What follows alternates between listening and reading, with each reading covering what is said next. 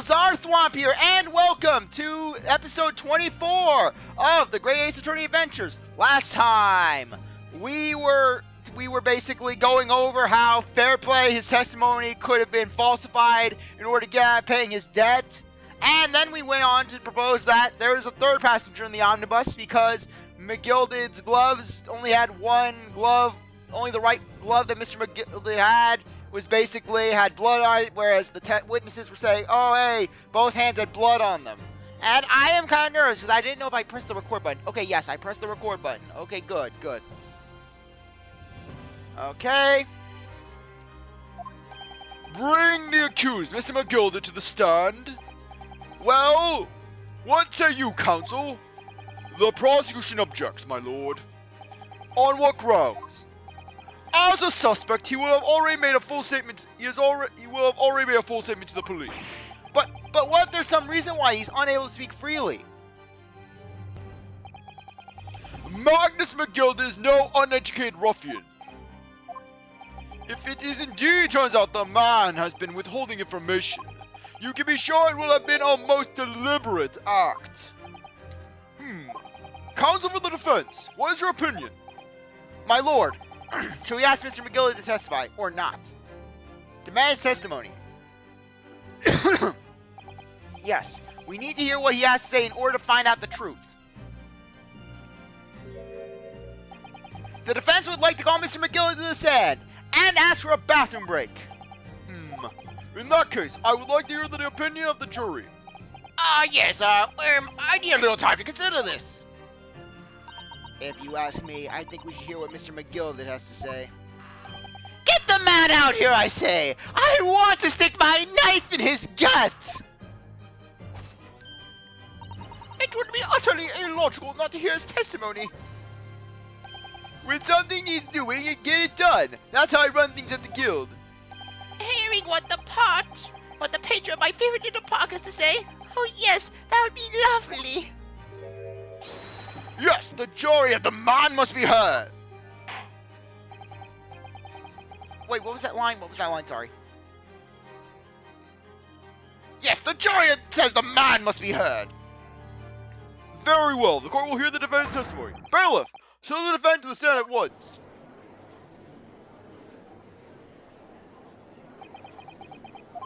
Now, maybe what actually happened that night will finally become clear.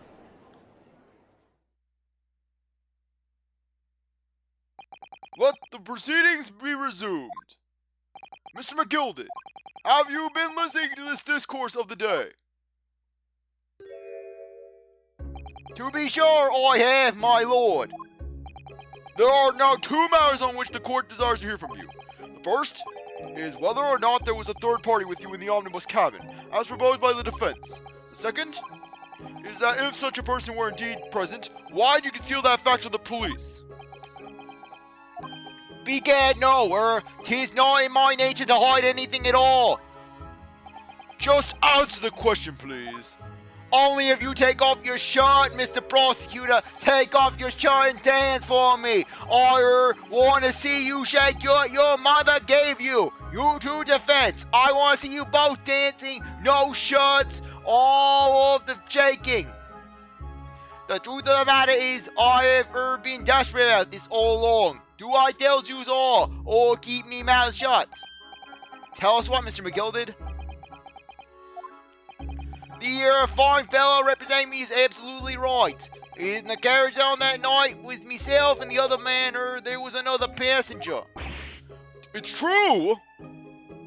Aye, and 'twas me who helped the little urchin get away after it all happened. You? What?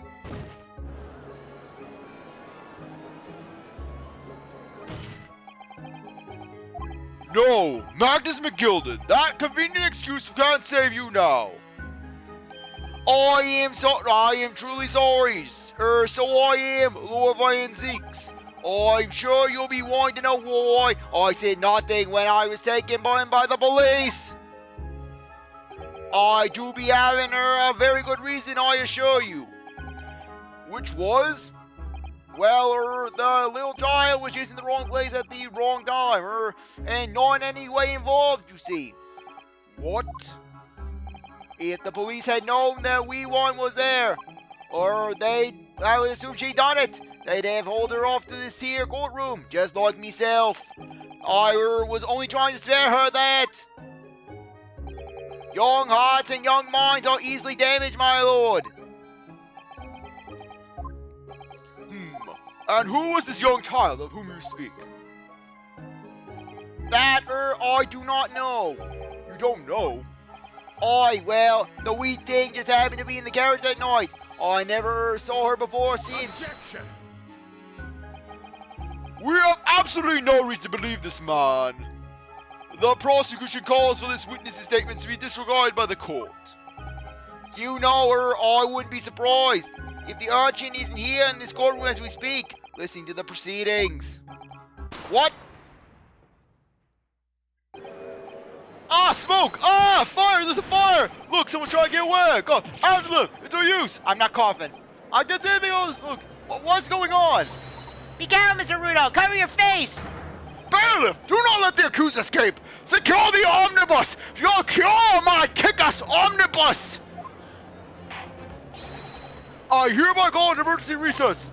Bailiff, ensure the defense is in custody and clear the courtroom. But what about the omnibus? You're on, my lord! We were hurriedly removed from the smoke-filled courtroom by the bailiff, amid scenes of chaos as people stumbled over one another in their desperation to flee the chamber. We had no idea what was happening. All we knew was that, for the time being at least, the trial was suspended.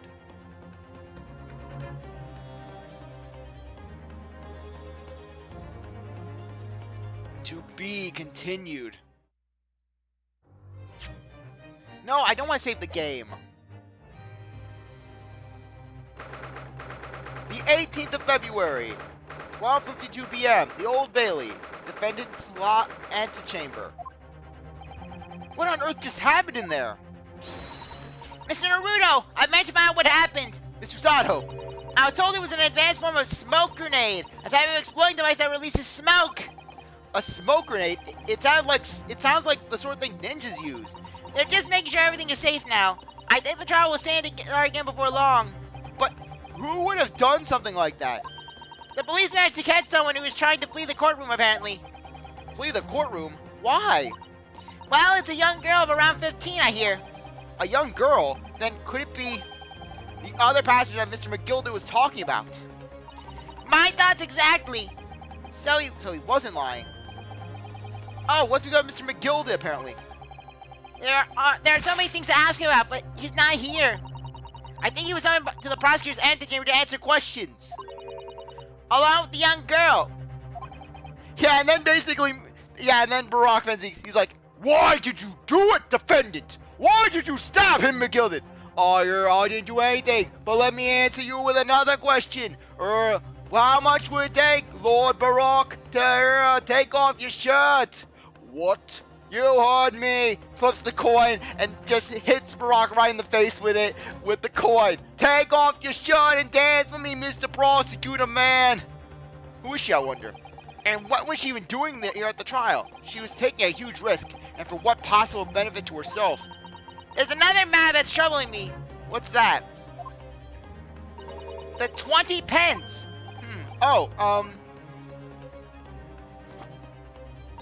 According to the coachman, Mr. Beepo, he took 4 passengers that night and had a fare of 5 pence each. That comes to a total of 20 pence exactly.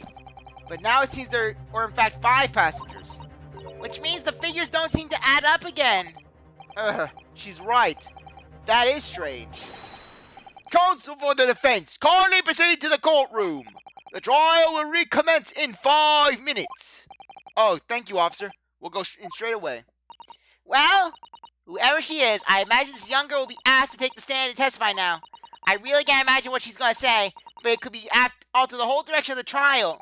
We'll know soon enough, Miss Susato. Yes!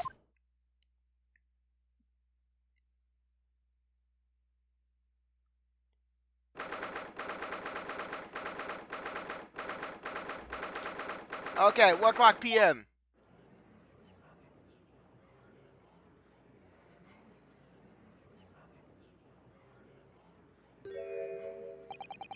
there's the young girl next to Mr. McGilded. Look. She must have been the one who caused the disturbance before. Well, after the rather eventful recess, the court will now resume the trial of Mr. Magnus McGilded. Now then, Lord Van Zieks, my lord, I believe you have established the cause of the smoke which veiled proceedings earlier. It seems to have been an advance from a smoke grenade, of the sort typically employed by the army. Good gracious, the army? What in the devil's name? It was an elaborate attempt by a young girl to cloak her escape from the public gallery, but she was caught, and now occupies the stand. Your name, girl? Are you responsible for the smoke grenade which induced such pandemonium here in my courtroom? What is the meaning of this deliberate, deplorable behavior? I am, if I may, my lord. Yes, Mr. McGilded? I think perhaps I ought to explain here why it is this wee lass here was here in the first place, and why she tried to bolt like that. 'Tis all tied up with the events of that night, so it is. Very well, Mr. McGilded. Give your testimony. You will explain to the court exactly how this young woman is involved in the case. Just what did happen that night? It's not like a defense lawyer needs that information or anything.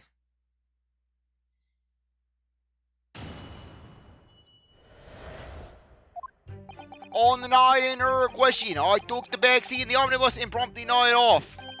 Then big hurrah, a loud thud and a wee scream woke me up with a fast start. And I said, what the hell? And I was like, screw this crap, I'm out of here.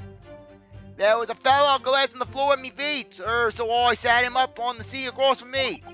Then I turned to find out where the scream had come from, and bless my soul, what did I find? There was a child in there, all girl in a ball, hiding her wee self away, and I said, score, free labor! I remain somewhat baffled, I confess, but from what I gather, on the night in question, this young girl was indeed riding the omnibus, is that correct? 'Tis exactly what the defense counsel said. This last was the fifth passenger, my lord.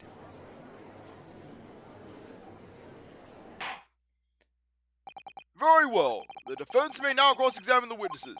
Are you ready, counsel? Yes, my lord. What was that? Yes, my lord. I should have had more energy than that. Or rather, no. I have no idea where to start. Yeah, and Van Zieks is like, don't you look at me, defense. I'm not. You started this crazy train, and you're the one piloting it. You dug your hole, now you try to dig yourself out. Hold it! And when you first got into the omnibus, were there any other passengers already on board? There were not. The cabin was empty, and there was no one on the back deck either. You were the first passenger, as it were. I see. Aye, and that's why I took the back side as I did. 'Tis the most comfortable, so it is. Could you explain exactly what you mean by the back seat? By all means, 'tis how you already described it earlier. I'm talking about the seat opposite the one in which the poor gentleman was sitting. Like I said, 'tis the most comfortable, and where I feel the most at ease. It keeps the voices in my head at bay. And of course, I enjoy gazing through the skylight from time to time as well.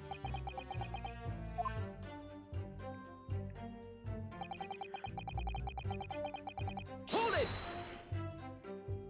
A loud thud, you say? A scream? Oi, that's right. How can I explain it? 'Twas like the sound of someone falling to the ground. That sort of noise. So you think it was the sound of Mr. Mason falling to the floor, having been stabbed? Well, now, you'll remember I was asleep at the time, so I wouldn't like to say. And when the sound woke me up, I opened my eyes. There was a soul to be seen in the carriage, but they fell on the floor. You didn't see anyone. But at the same moment, you didn't hear a scream? Ah, from the seats above you on the roof deck, I presume. Not above me, my lord. 'Twas from inside the cabin. But I wasn't altogether thinking about the scream. I was there thinking about how nice my hat is. What even am I doing nowadays? What am I doing? I'm forcing the jokes. I'm sorry. Oh no, I was too stunned by the desperate sight before my eyes.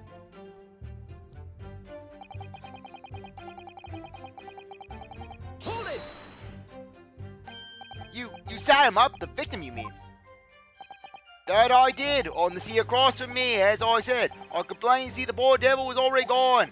And, you wouldn't leave a dead man just lying on the floor now, would you? 'Tis common courtesy, so it is. I find it a little hard to believe. Alright, Lord Van Zieks. Now, why would that be? You wake to find a man lying dead at your feet in a carriage. A normal person would hail the cabman. Any upstanding member of London society, that is.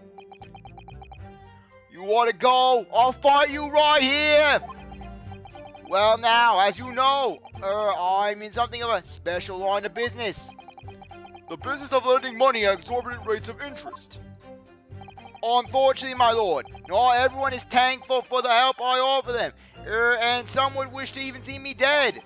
I do try, where at all possible, to avoid getting myself in a tangle with trouble.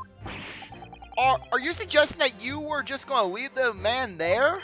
Heavens alive, no! I was always intended to report it, so I was. Only I had a mind to go find out the whys and wherefores first. The whys and wherefores?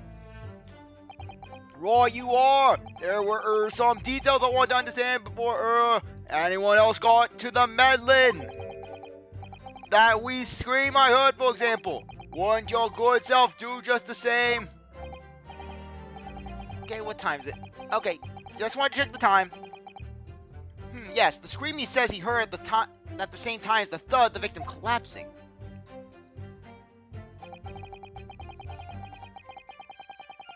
Hold it! I'm afraid I don't understand. I'm sure you told the court that there was no one else inside the carriage except for yourself and the victim. So I did, so I did. As far as I could see, that is. What do you mean by that? Well now, 'tis a queer thing. The wee scream I heard as I woke up. It came from, if you'll excuse my vulgar expression, under me backside. Good gracious! Under your backside?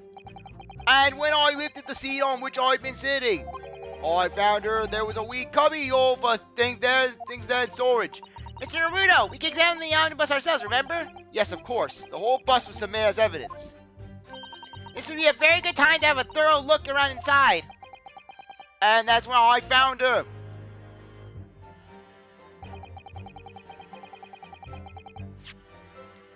Yeah, check the omnibus. Go inside the omnibus. Well? Yeah, we already went through that text.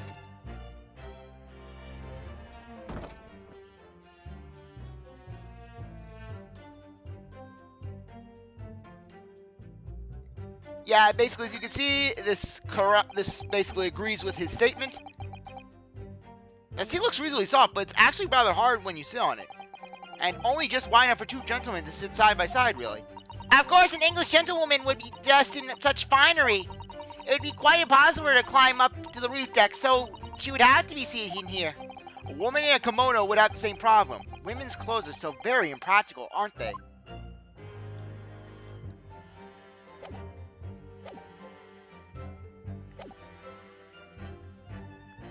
Hold it! Press it. You say she was hiding herself. Aye, that's right. 'Twas hard to see in the dim lamplight, but she was all curled up in a wee ball. When our eyes met, well, my heart nearly stopped beating in me chest. You're nearly overreacting this. You're really overreacting this. Still and all, I pulled her out from under there and sat her on the seat opposite so I could have a wee chin wag with her. The seat opposite. That's right. I just sat just next to the dead gentleman there. You sat this young girl next to a corpse, sir? Girl, corpse, same difference. I am a man of categorization. Well, as I'm sure I mentioned, a gentleman in my position can all too often find himself in mortal danger. Well, just last week, I had to fight off an army of vampire, robot, zombie ninjas. It was really badass. They ambushed me on the streets, and when I did not flinch, I unleashed my super kung fu on them. I spun around like Sonic the Hedgehog. I was bouncing around the room, and I was taking them out one by one. I was like, I am the fastest thing alive. And I punched right through them with my super strength. And then I threw one of them over my head like Donkey Kong is barrels. So I need to find out just who this urchin was, you see. And while I was in the middle of talking with her, I heard another scream. A fella's voice this time. Presumably that scream was Mr. First, who was sitting on the roof deck seats. Right you are again, I would say. Looking down at the skylight, you must have seen this young girl and the gentleman with the knife in his belly. In other words, the previous witness did not, in fact, see you at all, Mr. McGilded. What they believed to be yourself and the victim was, in fact, this girl and the late Mr. Mason.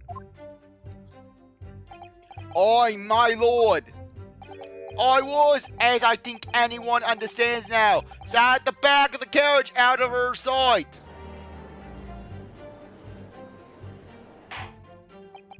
It is certainly plausible.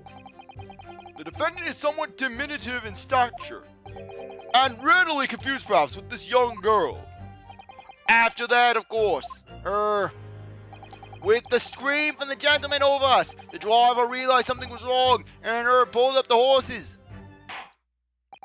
Thank you, I've heard enough. The events as explained are clear in my mind. However, at least one conundrum remains. Who is this girl? Her name is Gina Lestrade, my lord. She's a chancer.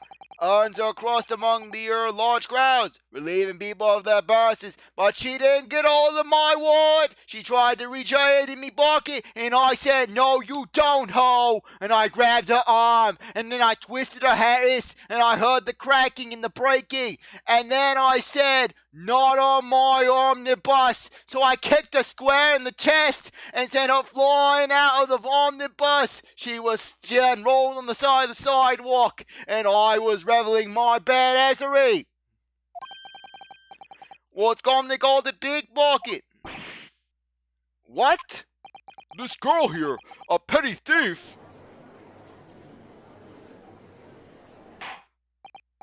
Order! Order! Is this true, Miss Lestrade?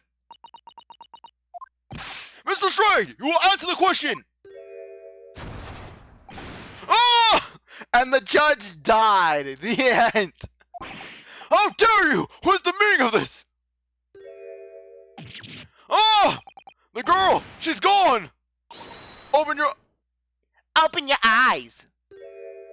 I'm over here. Good gracious, how?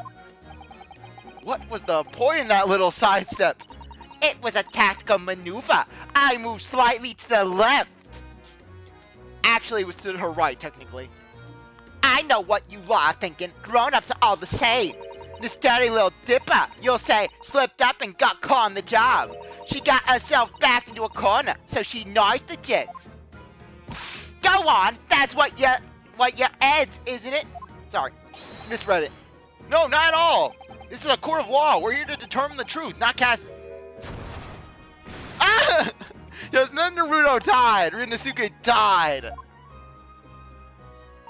Look, knives are for cowards. Only thugs use weapons like that. All I need for what I do is these fingers. I'm a professional, right? Maybe not in your eyes, but I got pride in what I do. Let me guess, you don't count smoke guns among weapons for thugs. Oh, this? Yeah. This was a bag I lifted the other day, down where they keep the four-wheel drags.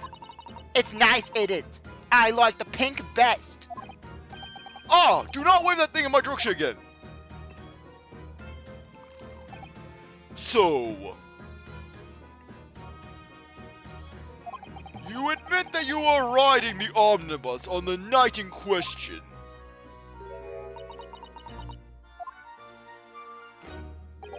'Tis alright, lass. You can tell them the truth now. Alright, yeah, it's just like the Irishman said. The court accepts this little girl, Miss Gina Lestrade, as a valid and significant witness in this case. Accordingly, young lady, we will now hear your testimony, if you please. You will tell the court exactly what happened in the omnibus on the night in question. Alright.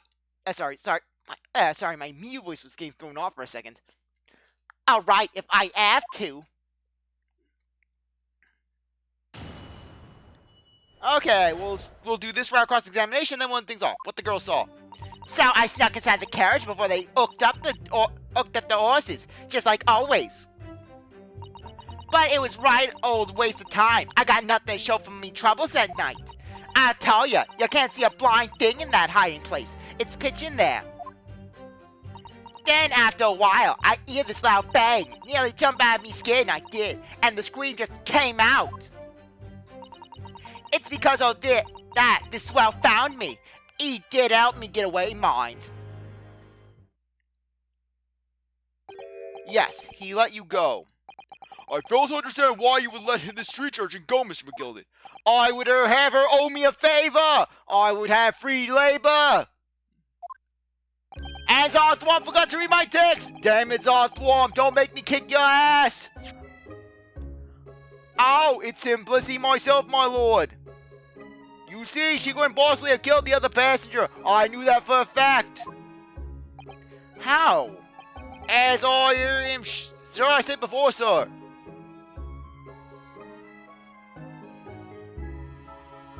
I was sitting on the top of the place when she was tying herself. I think a demonstration is called for. This is where I sat that night. And the cubby hole in which you have spoken is underneath the sea, I presume.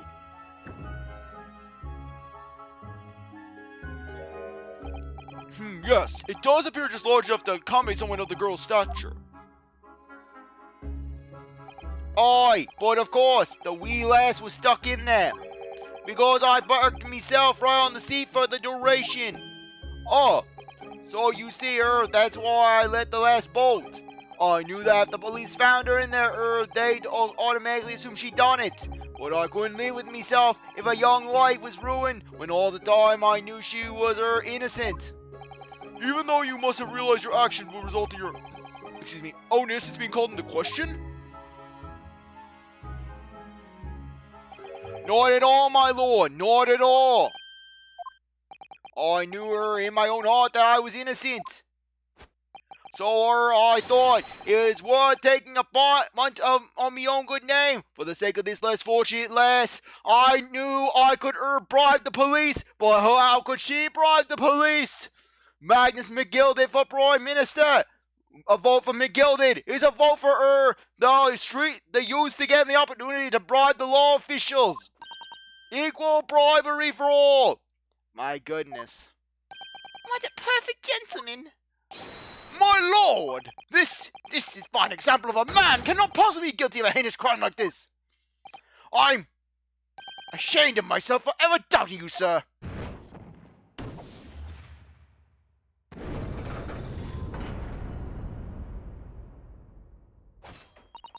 With calm, calculated reasoning, one arrives clearly at the truth every time.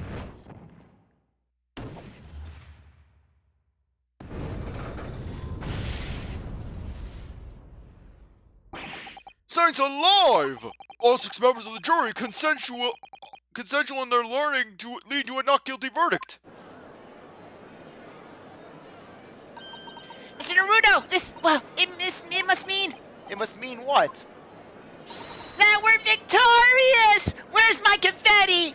And then Celebrate good times, come on! And then Susanna just starts bragging. She starts rubbing it right in Van Zieks' face.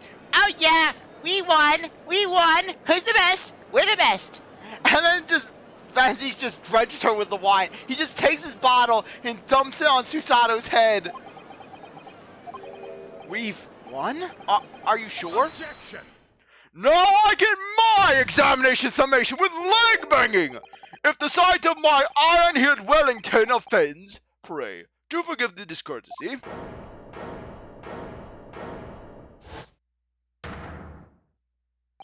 This really is a consummate example of the one monumental flaw in British judicial practices, where evidence and reasoning should be paramount. Emotions rule the day. Emotion? The witness's latest statement gives us a clear insight into his true nature. What do you mean, his true nature? Do you really think Scotland Yard would have made such a glaring omission? If they did, I would have slashed their salaries. Their salaries would have been dead. They would have been the next victims of the Reaper. After the incident, the omnibus was comprehensively searched by the officers and police. Obviously, the interior of this cubbyhole, as the witness put it, was included in their investigation. The compartment under the posterior seat was full of the coachman's belongings, which we can attest to when we saw the omnibus the first time. It's noted in black and white here in the police report. Good lord! Good lord! The evidence has been tampered with. In order to corroborate Mr. McGilded's story, someone has unlawfully removed everything from under the seat. What?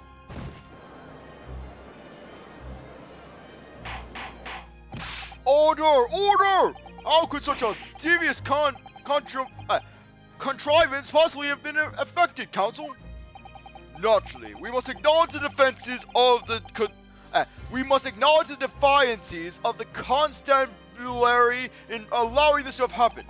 However, I assure you, when the omnibus was wheeled into the courtroom this morning, the compartment under the seat was not empty. Well, my Nipponi's friend? Me? When the carriage was submitted as evidence, doubtless you examined it in fine detail, as would any self-respecting practitioner of the law. Pray, what did you find the condition of the underseat compartment to be? Oh, to be sure, the young gentleman will be able to clear up this in a jiffy. Sorry? Go ahead. You tell the court now, fella. Now, this is an elaborate excuse by the desperate Lord Von Zieks. Well, counsel, do you have something to say on this matter? How am I supposed to answer? What can I say about the state of that little compartment under the seat of the omnibus? I am going to be I know that it wasn't empty, but I'm going to say it was empty just to be a complete slime ball. Yes, I'm fairly sure it was empty. But what else can I say? As I suspected, it seems, my lord, that this Eastern initiate has been scrupled by... has the scruples of a... it seems, my lord, that this Eastern initiate has the scruples of a by-street wine merchant. The worst kind of wine merchant! He probably sells French wine, the most disgusting of the wine, not elegant like British wine. Mr. Naruto! Perfect! 'Tis why the fella is representing me after all. Now take off your shirt and dance! Fulfill the other half as to why I hired you. He knows just what to say, does he not? Well now, it would seem the argument is moot, and the truth of the matter is there for you to see after all. That the cubbyhole under the seat is as empty as the devil's heart, so it is. That we can be sure of at least. Why? Why do I feel like something's not right here? Like CzarThwomp is doing this just to experiment with the dialogue. I should like the jury to weigh in on the matter, I think. That compartment is designed to house equipment. That compartment is designed to house equipment used to maintain the smooth running of the carriage. The guild's rules state that the omnibus should be properly and fully equipped at all times. So it certainly wouldn't be been empty on the night in question. Beepo isn't that irresponsible. Beepo isn't that much of a piece of crap. The money laundering Please, sir, and the pickpocket are lying!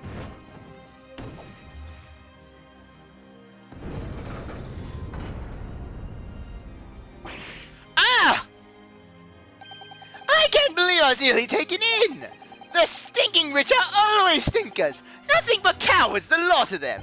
What? Oh no. It's a trick! Of course it's a trick!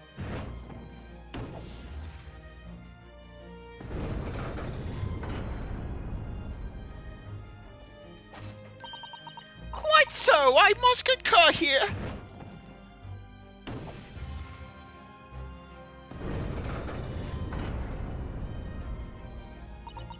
With calm, calculated reasoning, one arrives clearly at the truth every time. Yes, but every time a different truth, it seems. Behold, defense! Notice how I changed the views of the jury with just 1 point! My lord, I humbly exhibit the scales of justice. Clearly, a verdict of not guilty at this time would be wholly inappropriate. Thank you, counsel, but before we proceed any further, there is the matter of the outstanding cross-examination.